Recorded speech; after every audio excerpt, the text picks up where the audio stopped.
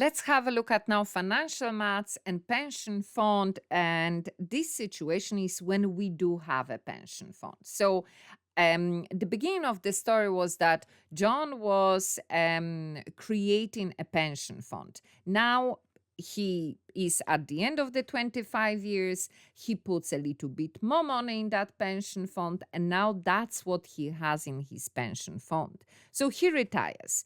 And then he stopped paying money into his pension fund. So now he's saying, okay, now it's time for me to take money out. So he's going from the situation where he has money in the pension fund to the situation where he's going to be taking all the time. And then there will be no money in his pension fund as we can see it. Instead, he's now going to take out a specific amount money per month at the end of each month for the next 20 years.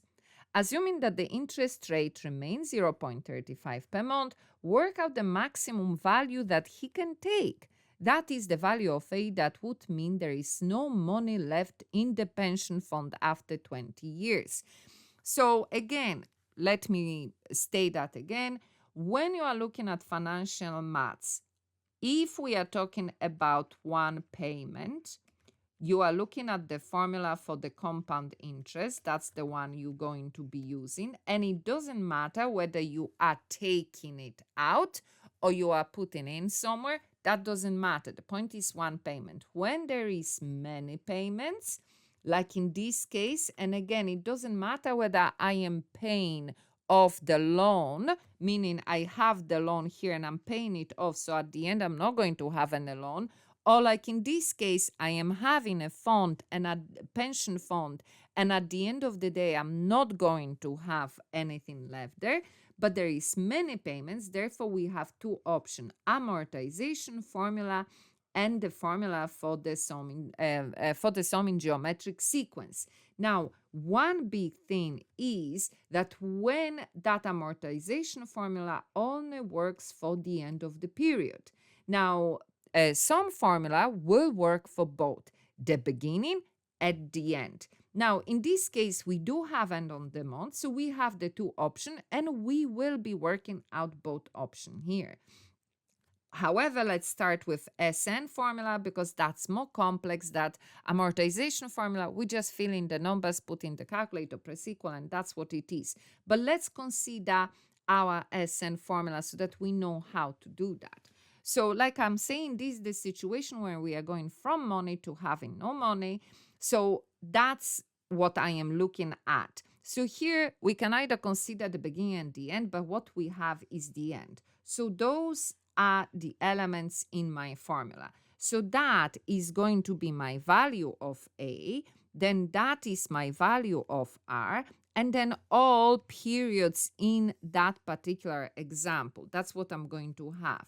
So our formula Sn, A1 minus R to the power of N, 1 minus R. And where do we have this formula? In our table. That's it. So let's write each element out. So my value of A, that first, will be, well, I don't know how much he's going to take out. So I'm not going to have number there. I'm just going to have A. And it is divided by 1 plus interest rate to the power of 1.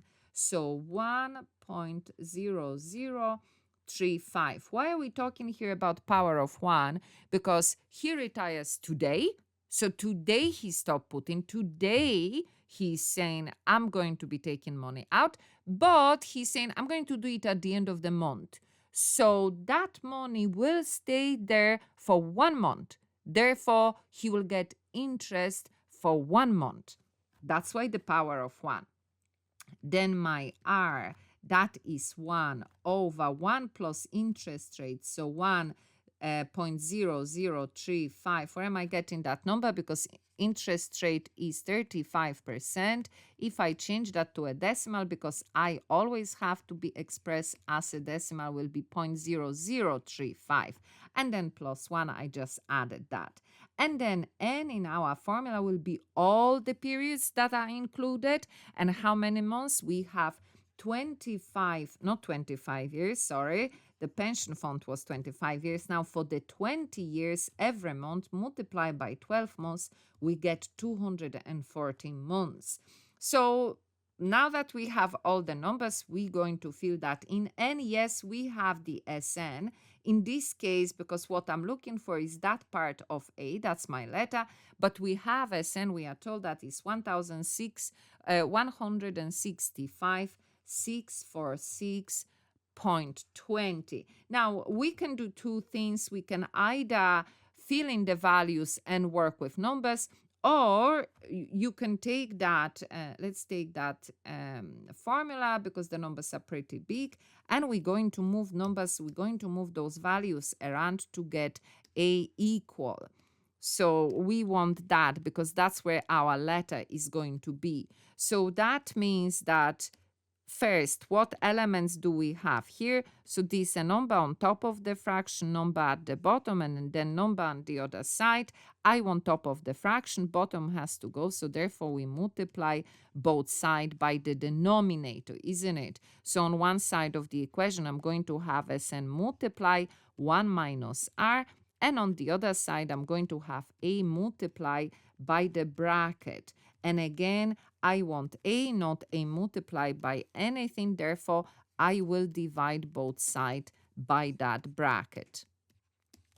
So that way, we have moved everything. We have only A. So now we can fill in the values. So our SN is that big number, 165,646.20.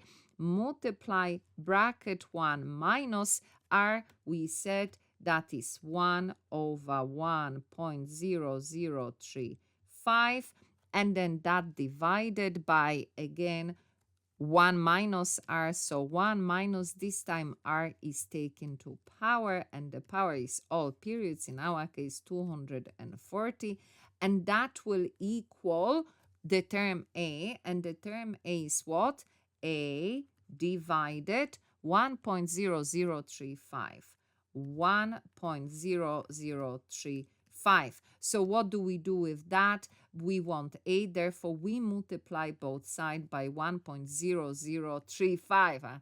Hard to squeeze in. So I'm going to be having all of these big fraction will be multiplied by 1.0035. So we put all of that in the calculator, we press equal, and we get that it is 1021.33 to the nearest cent. So that's the way it works with SN formula. What about the amortization formula?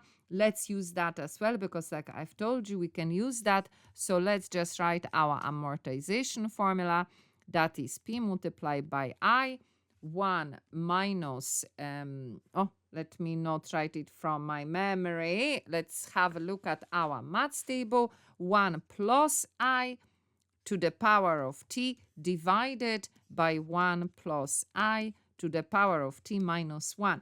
Okay, let's fill in the values. So that becomes my money, 165,646.20. That is multiplied by the interest rate. So again, 0.0035.